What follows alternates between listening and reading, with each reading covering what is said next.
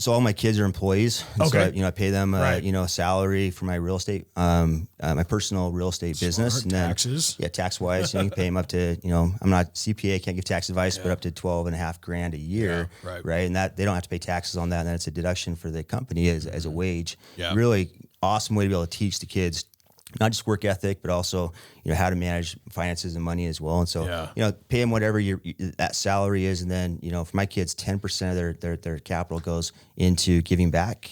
30% is discretionary. They can spend on whatever they want to. And then 60% goes into education and investing in real estate.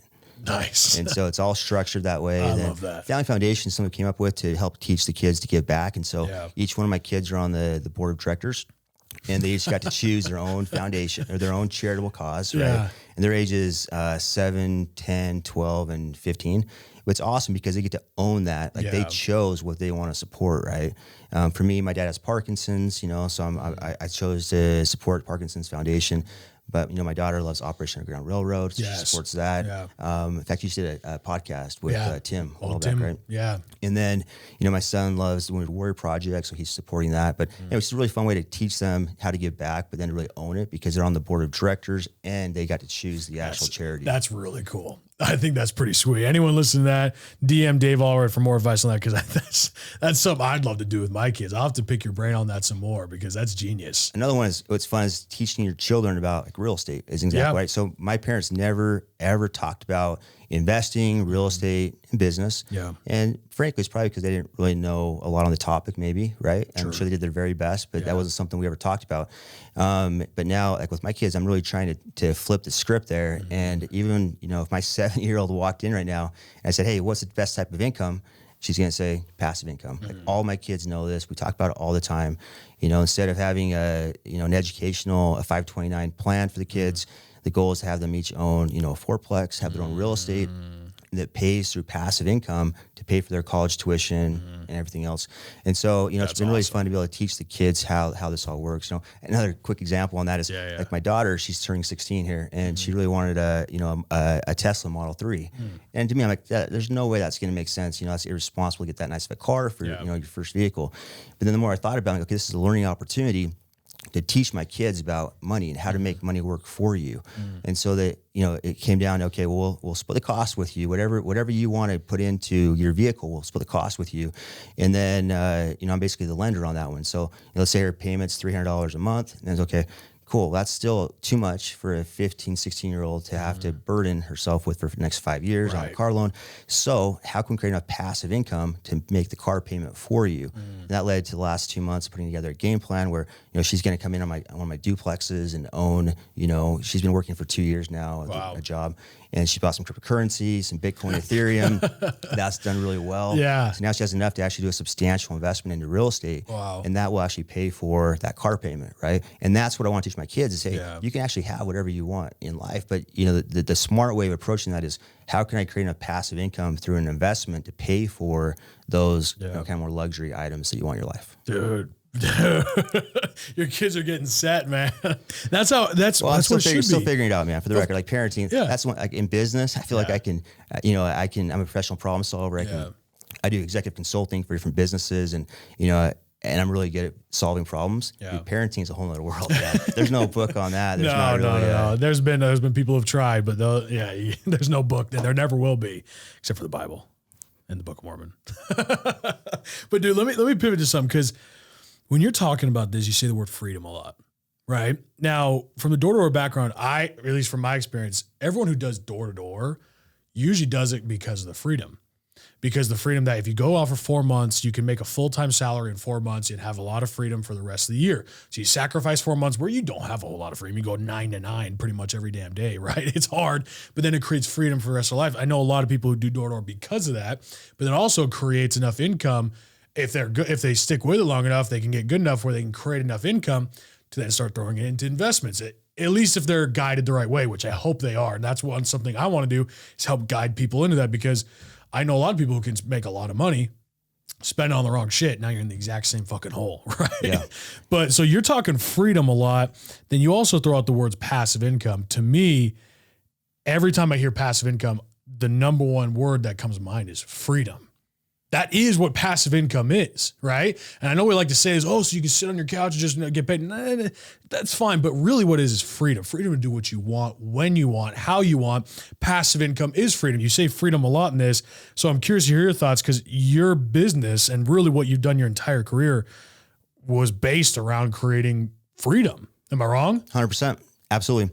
And so what I saw was in door sales was, as individuals' income went up and they made more and more money, usually the majority of people would then their cost of living would go up proportionately. Right. And so they're buying new trucks, new snowmobiles, new rims, depreciating assets. Yeah.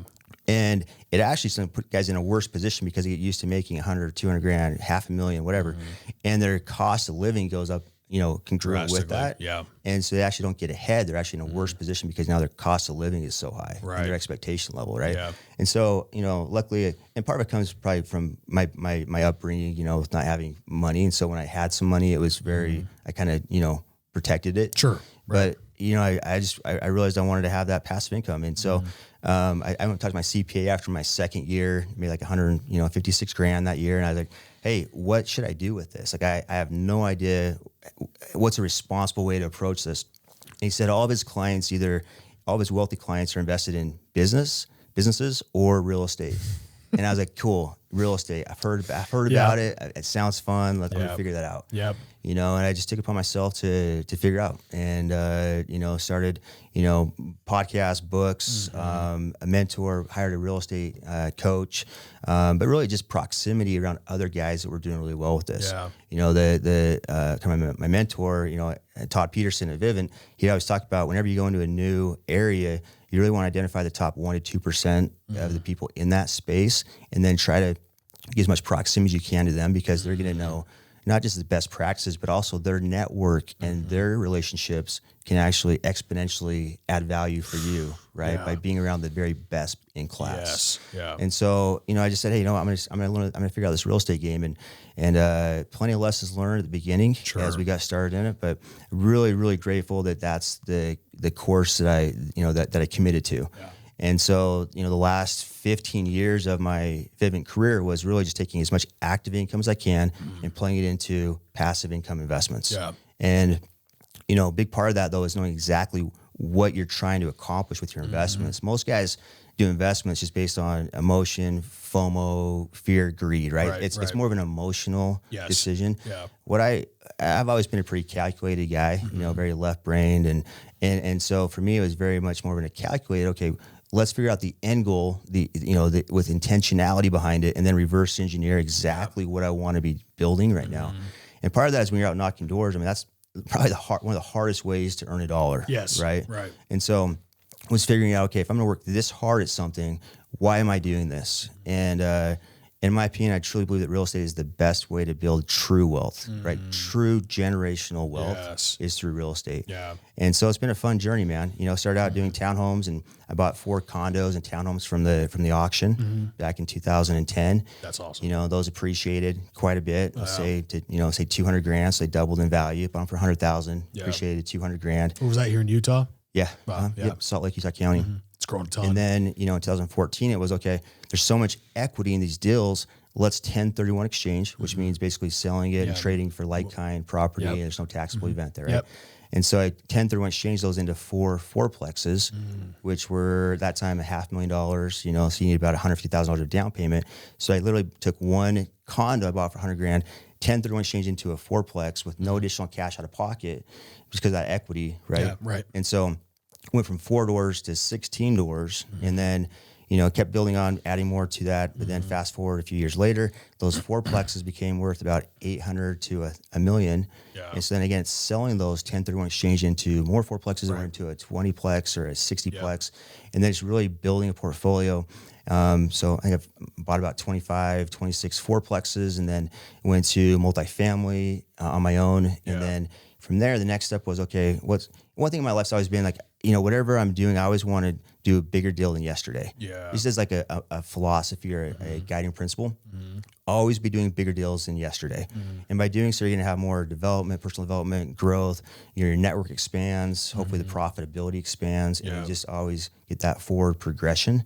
And so from there, it was, okay, what's next? And it was syndications, which means you raise capital from, friends and your network to take down bigger, commercial real estate deals. So I did a bunch of those.